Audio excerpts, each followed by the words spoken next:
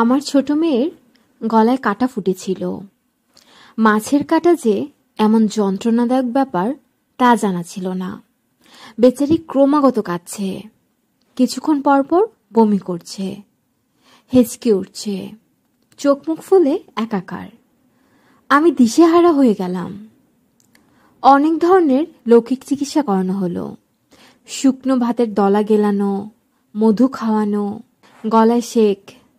এক পর্যায়ে আমাদের কাজের মেয়েটি বলল, একটা বিড়াল এনে তার পায়ে ধরলে কাটা চলে যাবে। গ্রাম দেশে নাকি এইভাবে গলার কাটা দূর করা যায়। বিপদে মানুষের মাথা ঠিক থাকে না। হাতের কাছে বেড়াল থাকলে হয়তোবা বেড়াল চিকিৎসাও করাতাম। ডাক্তারের কথা একবারও মনে হয়নি, কারণ মনে হলেও লাভ হতো না। 48 ঘন্টার হরতাল চলছে। ঢাকা শহর অচল। পুলিশের সঙ্গে জনতার কিছু কিছু খণ্ড সংঘর্ষ হচ্ছে বলেও খবর আসছে।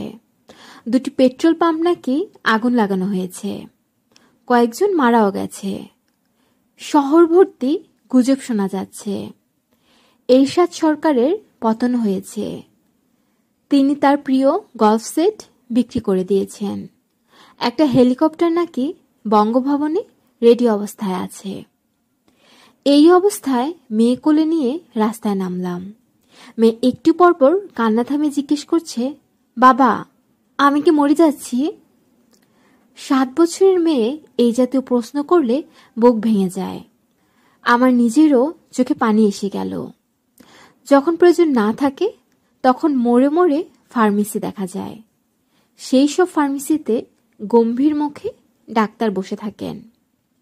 আজ কাউকে দেখা যাচ্ছে না। কোনো ফার্মেসি খোলা নেই। 2জন ডাক্তারের বাসায় গেলাম। একজন বাসায় ছিলেন না। অন্যজন মেয়েকে না দেখেই বলে দিলেন মেডিকেলে নিয়ে যান। মেডিকেলে নিয়ে যেতাম, তবু কেন জানি সাইনবোর্ড দেখে দেখে তৃতীয় একজন ডাক্তার খুঁজে বের করলাম। ইনি 3 তলায় থাকেন। সাইনবোর্ডে লেখা স্ত্রীরোগ বিশেষজ্ঞ। গলায় কাটা ফোটা, নিশ্চয়ই স্ত্রীরোগ নয়। তবুও গেলাম, যদি কিছু করতে পারেন। ডাক্তারের নাম হাসনা বানু। ছোটখাটো মানুষ, বয়স 40-এর কাছাকাছি। ভদ্রমহিলার মধ্যে মাতৃভাব অত্যন্ত প্রবল। একদল মানুষ আছে যাদের দেখলেই আপনজন মনে হয়। প্রথম দর্শনেই তাকে এরকম মনে হলো। তিনি আমার মেয়েকে চেয়ারে বসিয়ে হা করালেন। গলায় টর্চের আলো ফেলে সিমটা দিয়ে মুহূর্তের মধ্যে 1 ইঞ্চি লম্বা একটা কাটা বের করে ফেললেন। অতি কোমল গলায় বললেন, মামনি, ব্যথা কমেছে? আমার মেয়ে চুপ করে রইল। সে বোধ হয় তখনও ব্যাপারটা বিশ্বাস করতে পারছে না। ডাক্তার হাসনা বানু বললেন, কি মেয়ে, আমার সঙ্গে কথা বলবে না? আমার মেয়ে হেসে ফেলল। এখন বলো, তুমি কি খাবে? আইসক্রিম খাবে? দেবো একটু আইসক্রিম? ভ্যানিলা আইসক্রিম থাকলে খাবো। আমার কেন যেন মনে হচ্ছে ভ্যানিলা আইসক্রিম আছে। ভদ্রমহিলার প্রতি গভীর কৃতজ্ঞতায় আমার মন ভরে গেল। আমি তাকে চিকিৎসার জন্য কিছু টাকা দিতে গেলাম। তিনি শান্ত গলায় বললেন, ডাক্তারি যখন করি তখন চিকিৎসার টাকা তো নেবই, কিন্তু তাই বলে বাচ্চা একটা মেয়ের গলার কাটা বের করারও ফি দাবি করব, এটা কি করে ভাবলেন? কাটাটা বের করার পর আপনার মেয়ের হাসি আপনি নিশ্চয়ই দেখেছেন। এই হাসির দাম লক্ষ টাকা, তাই না? মিসেস হাসনা বেগমের সঙ্গে এই হচ্ছে আমার পরিচয় সূত্র। পরিচয় দীর্ঘস্থায়ী হয়নি। তিনি নিউক্লিয়ার মেডিসিনে গবেষণায় একটি বৃত্তি নিয়ে আমেরিকার জন হপকিন্স বিশ্ববিদ্যালয়ে চলে যাবার পর যোগাযোগ বিচ্ছিন্ন হয়ে যায়। এখন যে গল্পটি বলবো সেটি তার কাছ থেকে শোনা। যেভাবে শুনেছি অবিকল সেইভাবে গল্পটি বলার চেষ্টা করছি। মেডিকেল কলেজ থেকে পাশ করে বেরোবার পর আমি একটা ক্লিনিকে চাকরি নেই। এখন যেমন চারদিকে ক্লিনিকের ছড়াছড়ি, তখন তেমন ছিল না। অল্প কয়েকটা ক্লিনিক ছিল, সবই মাতৃসনদ। আমি যে ক্লিনিকে চাকরি নেই সেটা সেই সময়ের খুব নামি ক্লিনিক। ধনী পরিবারের মায়েরাই শুধু আসতেন। সুযোগ সুবিধা ভালো ছিল। পরিষ্কার পরিচ্ছন্ন ছিমছাম ক্লিনিক। সর্বসাকুল্যে 15টি বেড ছিল। 10টি এ ক্যাটাগরির, 5টি বি ক্যাটাগরির। এ ক্যাটাগরির ঘরগুলোতে এয়ার কুলার বসানো ছিল। আমরা ডাক্তার ছিলাম 3 জন। প্রধান ডাক্তার মেডিকেল কলেজের একজন অধ্যাপক, আমি এবং নাসিমা। আমরা দুজন সদ্য পাশ করা ডাক্তার। অবশ্যই সব কাজে আমরা দুজনই দেখতাম। যেহেতু ছোট্ট ক্লিনিক, আমাদের কোনো অসুবিধা হতো না। ডিসেম্বর মাসের মাঝামাঝি সময়ে আমাদের ক্লিনিকে 18-19 বছরের একটি মেয়ে ভর্তি হলো। প্রথম মা হতে যাচ্ছে, ভয়ে অস্থির। আমি প্রাথমিক পরীক্ষা করে দেখলাম এখনো অনেক দেরি। এক একটা কন্ট্রাকশনের ভেতর গ্যাপ অনেক বেশি। আমি তাকে আশ্বস্ত করলাম, বললাম ভয়ের কিছু নেই। মেয়েটি করুণ গলায় বলল, তুমি তো বাচ্চা মেয়ে, তুমি পারবে, তুমি জানো সব কিছু। আমি হেসে ফেললাম। হাসতে হাসতে বললাম, আমি বাচ্চা নই, তাছাড়া আমি একজন খুব ভালো ডাক্তার। আপনার ভয়ের কিচ্ছু নেই। আমি ছাড়াও এখানে ডাক্তার আছেন, একজন প্রফেসর আছেন, তিনি কিছুক্ষণের মধ্যেই আপনাকে দেখবেন। রোগিণী বললেন, ভাই, তোমাকে তুমি করে বলছি বলে রাগ করনি তো? না, আমার এমন বদভ্যাস, যাকে পছন্দ হয় তাকেই তুমি বলে ফেলি। আমি কাগজপত্র ঠিকঠাক করবার জন্য ভদ্রমহিলার স্বামীকে নিয়ে অফিসে চলে এলাম। দেখা গেল খুবই ক্ষমতাবান পরিবারের বউ। 7-8টা গাড়ি দাঁড়িয়ে আছে। হোমরা চোমরা ধরনের কিছু মানুষ বিরক্ত মুখে হাঁটাহাঁটি করছেন। একজন অতি বিরক্ত গলায় বলছেন, আপনাদের ব্যবস্থা তো মোটেও ভালো না। ইমার্জেন্সি হলে পেশেন্টকে আপনারা কি করবেন? এখানে কি অপারেট করার ব্যবস্থা আছে? জি আছে। আপনাদের নিজস্ব জেনারেটর আছে? ধরুন হঠাৎ যদি ইলেকট্রিসিটি চলে যায়, তখন কি করবেন? মোমবাতি জ্বালিয়ে তো নিশ্চয়ই অপারেশন হবে না। লোকগুলি আমাদের বিরক্ত করে মারল। দাড়িওয়ালা এক ভদ্রলোক বললেন, আপনাদের এখান থেকে আমরা বেশ কিছু টেলিফোন করব, দয়া করে বিরক্ত হবেন না। সব পেমেন্ট করা। Money will be not a problem. রোগিণী ভর্তি হয়েছেন বিকেলে। রাত 9টা বাজার আগেই স্রোতের মতো মানুষ আসতে লাগলো। অনেকের হাতে ফুলের গুচ্ছ, অনেকের হাতে উপহারের প্যাকেট। বিচ্ছিরি অবস্থা। আমি সহজে ধৈর্য হারাই না। আমারও শেষ পর্যন্ত মেজাজ খারাপ হয়ে গেল। আমি বললাম, আপনার কি শুরু করছেন? এটাকে একটা বাজার বানিয়ে ফেলছেন। দয়া করে ভিড় পাতলা করুন। একজন শুধু থাকুন, ডেলিভারি হোক তখন আসবেন। আমার কথায় একজন ভদ্রমহিলা, সম্ভবত মেয়ে শাশুড়ি হবেন, চোখ মুখ লাল করে বললেন, আপনি কি জানেন এই মেয়ে কোন বাড়ির বউ? আমি বললাম, আমি জানি না, আমি জানতেও চাই না। সে আমার পেশেন্ট, এতটুকুই শুধু জানি। আর 10টা পেশেন্টকে আমি যেভাবে দেখব, তাকেও একইভাবে দেখা হবে। আর 10টা বউ এবং আমার ঘরের বউ এক? আমার কাছে এক। জানো, আমি এই মুহূর্তে তোমার চাকরি খেতে পারি। আমি শীতল গলায় বললাম, আপনি আমার চাকরি খেতে পারেন না।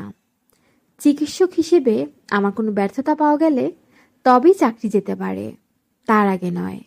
আপনি শুধু শুধুই চেঁচামেচি করছেন। ভদ্রমহিলা ডেকে গিয়ে স্কাউন্ড্রেল, লোফার এইসব বলতে লাগলেন। একজন ভদ্রমহিলা এমন কুৎসিত ভাষায় কথা বলতে পারেন আমার জানা ছিল না। বিরাট হইচই বেঁধে গেল। আমাদের প্রফেসর এলেন। ভেবেছিলাম তিনি আমার পক্ষে কথা বলবেন, তা বললেন না। আমার উপর অসম্ভব রেগে গেলেন। আমাকে অবাক করে দিয়ে সবার সামনে উঁচু গলায় বললেন, হাসনা, তোমাকে এখানে চাকরি করতে হবে না, ইউ ক্যান লিভ। আমি আমার নিজের কানকে বিশ্বাস করতে পারলাম না। আমার প্রফেসর জানেন কত আগ্রহ, কত যত্ন নিয়ে আমি এখানে কাজ করি, অথচ তিনি আমি রিক্সা নিয়ে বাসায় চলে এলাম। সহজে আমার চোখে পানি আসে না, কিন্তু রিক্সায় ফিরবার পথে খুব কাঁদলাম।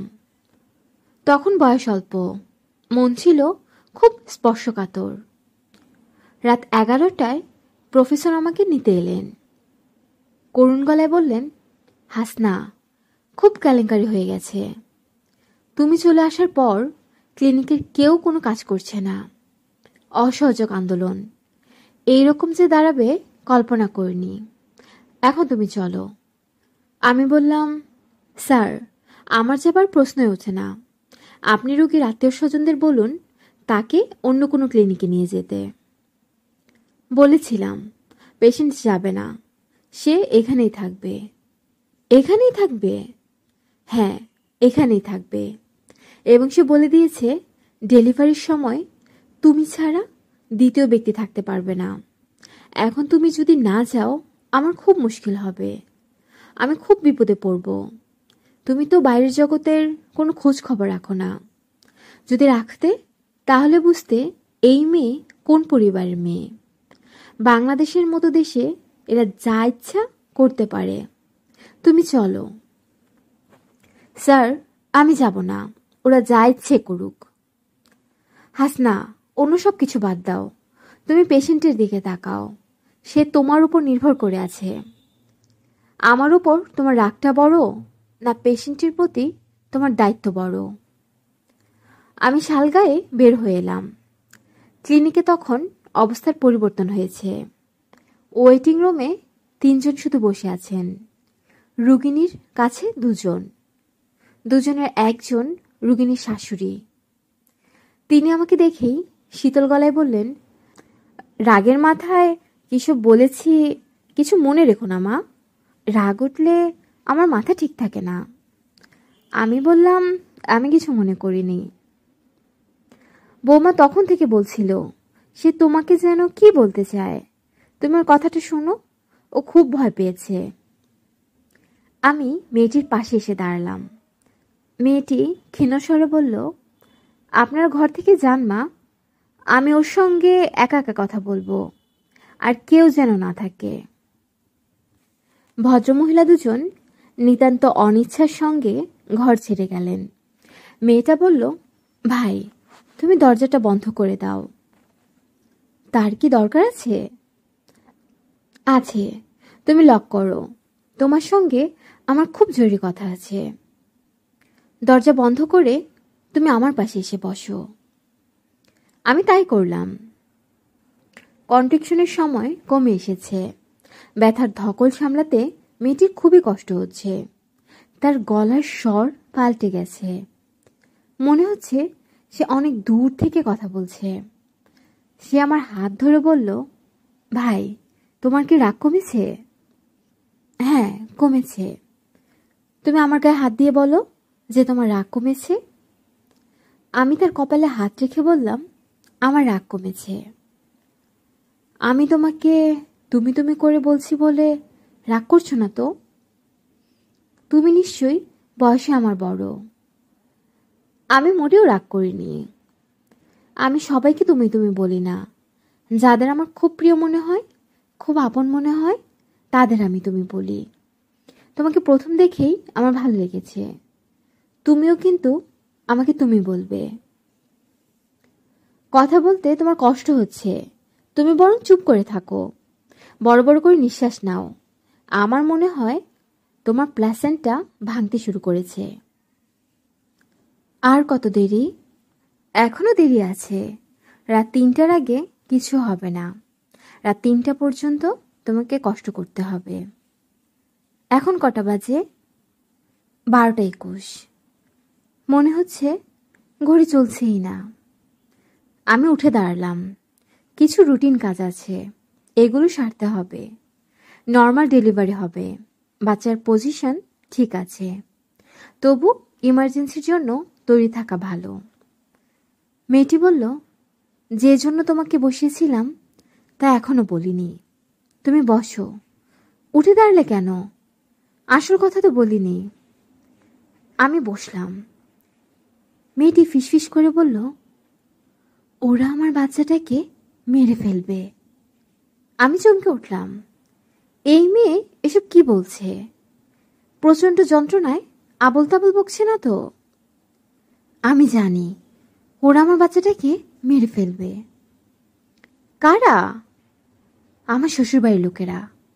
নার্স, ডাক্তার সবাইকে টাকা দিয়ে কিনে ফেলেছে। তোমাকেও কিনবে, তারপর বাচ্চাটাকে মারবে। তুমি এসব কি বলছো? যা সত্যি আমি তাই বলছি। ওরা বাচ্চাটাকে মারবে কেন? মেয়েটি জবাব দিল না। ব্যথার প্রবল ছাপটা সামলাবার চেষ্টা করল। আমি তাকে সময় দিলাম।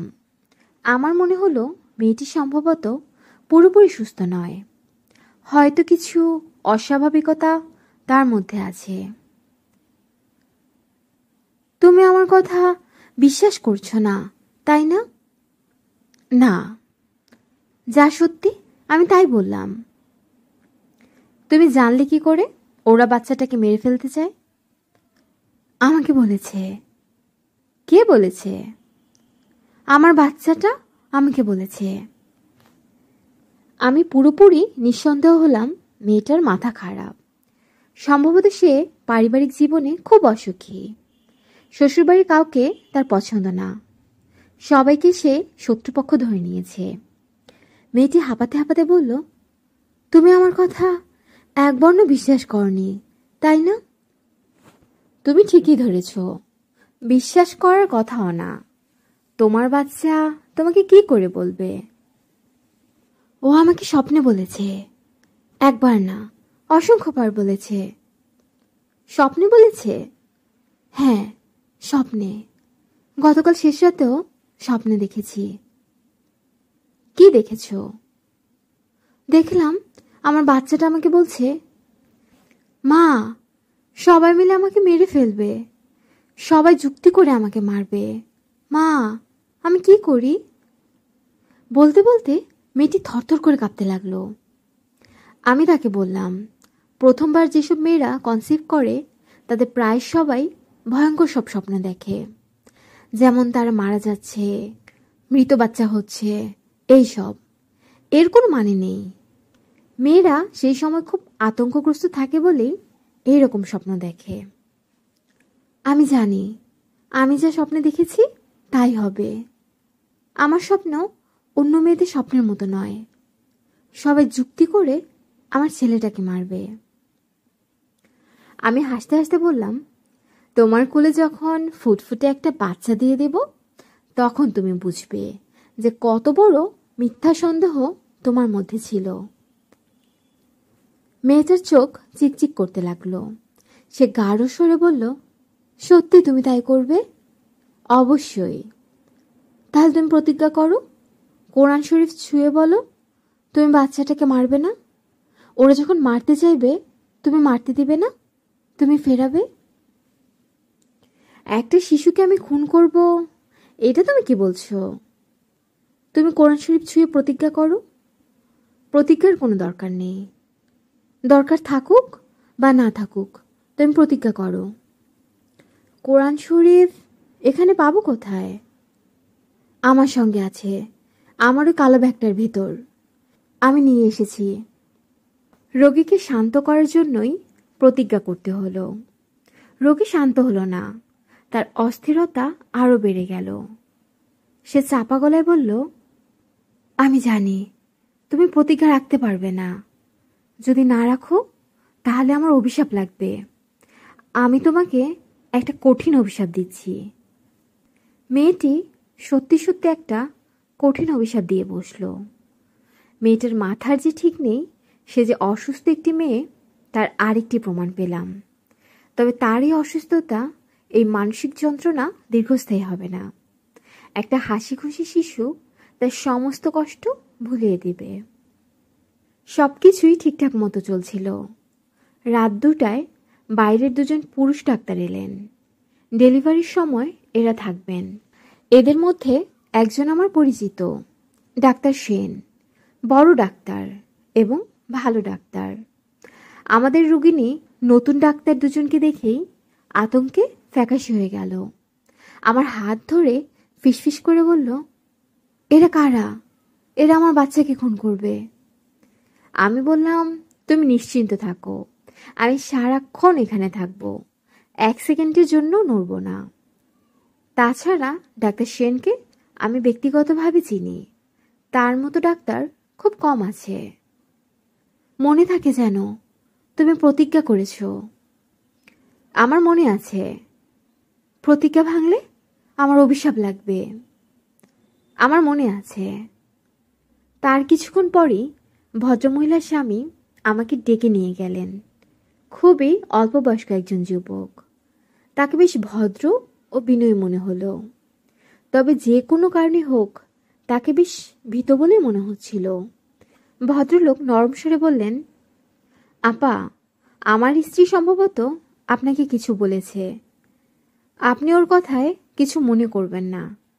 ওইসব কেন যে বলছে কিছু বুঝতে পারছি না। আমাদের বাচ্চাটা সংসারের প্রথম সন্তান। আমি আমার পরিবারের বড় ছেলে।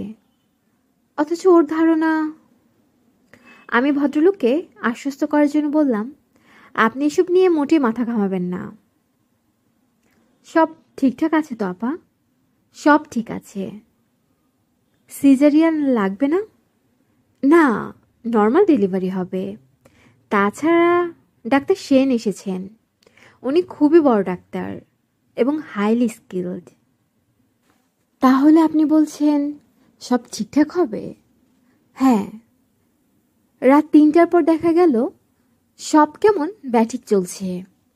বাচ্চা নেমে এসেছে বার্থ চ্যানেলের মুখে। এই সময় ডাক্তার সেন বললেন, বাচ্চার পজিশন তো ঠিক নেই, মাথা উপরের দিকে। এতক্ষণ তোমরা কি মনিটর করেছ? আমিও দেখলাম। তাই এরকম হওয়ার কথা নয়। কিছুক্ষণ আগেই সব পরীক্ষা করা হয়েছে। আমরা মুখ চাওয়াচাই করতে লাগলাম। প্রচুর রক্তক্ষরণ হতে লাগলো। এই সময় এত রক্তপাতের কোনোই কারণ নেই। টকটকে লাল রঙের রক্ত, যা ধমনী থেকে আসছে। সমস্যাটা কোথায়? ব্লাড ক্রস ম্যাচিং করা ছিল। রক্ত দেওয়া শুরু হলো, কিন্তু এটা সমস্যার কোনো সমাধান নয়। মনে হলো রোগিনী বাইরের রক্ত ঠিক গ্রহণ করতে পারছে না। ডাক্তার সেন গম্ভীর গলায় বললেন, সামথিং ইজ ভেরি রং। আমাদের সবার গা দিয়ে শীতল স্রোত বয়ে গেল। ডাক্তার এসব কি বলছেন? কিছুক্ষণের মধ্যেই দ্বিতীয় সমস্যা দেখা গেল। হঠাৎ করে কন্ট্রাকশন বন্ধ হয়ে গেল। অথচ এই সময়ই কন্ট্রাকশন সবচেয়ে বেশি প্রয়োজন। শিশুটি কি বাথ চ্যানেলে মারা গেছে? রোগিনী ফিসফিস করে বলল, আমার ঘুম পাচ্ছে। ঘুমে আমার চোখ বন্ধ হয়ে আসছে। ডাক্তার সেন ফোরসেপ ডেলিভারি প্রস্তুতি নিলেন। আর তখন ইলেকট্রিসিটি চলে গেল। আজকাল বাতি গেলেই ইমার্জেন্সি বাতি জ্বলে ওঠে। তখনকার অবস্থা তা ছিল না। তবে আমাদের কাছে টর্চ, হ্যাজাক, মোমবাতি সব সময় থাকে। সমস্যার সময় ইলেকট্রিসিটি চলে যাওয়া কোনো নতুন ঘটনা নয়। কাজেই প্রস্তুতি থাকবেই। দ্রুত হ্যাজাক জ্বালানো হলো। প্রায় 45 মিনিট পরিশ্রম করে ডাক্তার সেন ডেলিভারি করালেন। যে জিনিসটি বেরিয়ে এলো, আমরা চোখ বড় বড় করে সেদিকে তাকিয়ে রইলাম। কুৎসিত কদাকার একটা কিছু, যার দিকে তাকানো যায় না। এ আর যাই হোক মানব শিশু নয়। চেনা জানা পৃথিবীর সঙ্গে তার কোনো যোগ নেই। ঘন কৃষ্ণবর্ণের একতাল মাংসপিণ্ড। এর থেকে হাতির সুরের মতো 8-10টি সুর বেরিয়ে এসেছে। সুরগুলি বড় হচ্ছে এবং ছোট হচ্ছে। তালে তালে মাংসপিণ্ডটিও বড় ছোট হচ্ছে।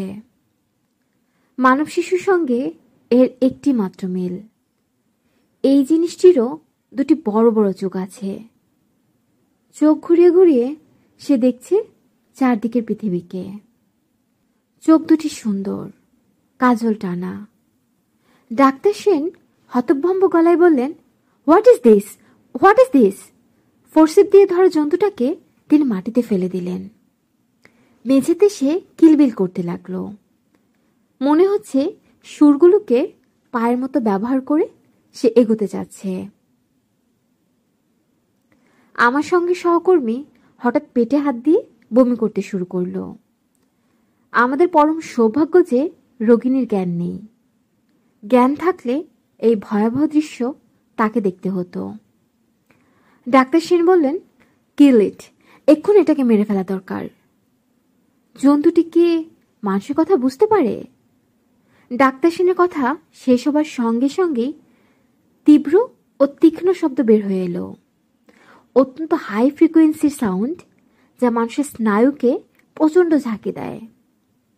ডাক্তার সেন বললেন, অপেক্ষা করছেন কেন? কিল ইট। জন্তুটি এগোতে শুরু করেছে। সুরগুলো বড় হচ্ছে, ছোট হচ্ছে, আর সে এগুচ্ছে তার মায়ের দিকে। আমরা দেখছি সে মেঝে বেয়ে বেয়ে তার মায়ের খাটের দিকে যাচ্ছে। খাট বেয়ে উপরে উঠছে, আশ্রয় খুঁজছে মার কাছে। যেন সে জেনে গেছে এই অকরুণ পৃথিবীতে একজনই শুধু তাকে পরিত্যাগ করবে না। ডাক্তার সেন বললেন, আপনারা অপেক্ষা করছেন কেন? কিল ইট। আবার আগের মতো শব্দ হলো। জন্তুটি এক দৃষ্টিতে তাকিয়ে আছে ডাক্তার সেনের দিকে। তার চোখ দুটি মানুষের চোখ। সেই চোখের ভাষা আমরা জানি। সেই চোখে করুণা এবং দয়া ভিক্ষা করছে। কিন্তু করুণা সে আমাদের কাছ থেকে পাবে না। আমরা মানুষ, আমরা আমাদের মাঝে তাকে গ্রহণ করব না। এই ভয়ঙ্কর, অসুন্দর ও কুৎসিতকে আমরা আশ্রয় দিব না। সে পশু হয়ে এলে ভিন্ন কথা ছিল। সে পশু হয়ে আসেনি, মানুষের শিরবে এসেছে। ডাক্তার সেন বললেন, এই জন্তুটিকে যে মেরে ফেলতে হবে, এ বিষয়ে কি আপনাদের কারোর মনে কোনো দ্বিধা আছে? আমরা সবাই বললাম, না, আমাদের মধ্যে কোনো দ্বিধা নেই। ডাক্তার সেন বললেন, আপনারা কি মনে করেন এই জন্তুটি হত্যার আগে তার আত্মীয় স্বজনদের মত নেওয়া উচিত? আমি বললাম, না, আমরা তাও মনে করি না। যে লোহার দণ্ডটি থেকে স্যালাইন ওয়াটারের ব্যাগ ঝুলছিল, আমি তা খুলে হাতে নিলাম। জন্তুটি এখন তাকিয়ে আছে আমার দিকে। কি সুন্দর বড় বড় শান্ত চোখ। কি আছে ওই চোখে? ঘৃণা, দুঃখ, হতাশা। জন্তুটি খাটের পা বেয়ে অর্ধেক উঠে গিয়েছিল। সেখানেই সে থেকে গেল।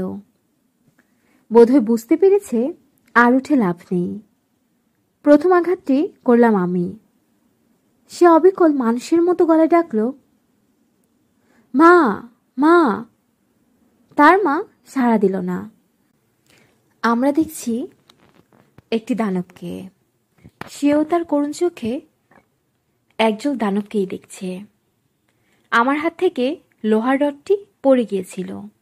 ডাক্তার সেন তা কুড়িয়ে নিয়ে এগিয়ে গেলেন। হত্যাকাণ্ডে বেশি সময় লাগলো না।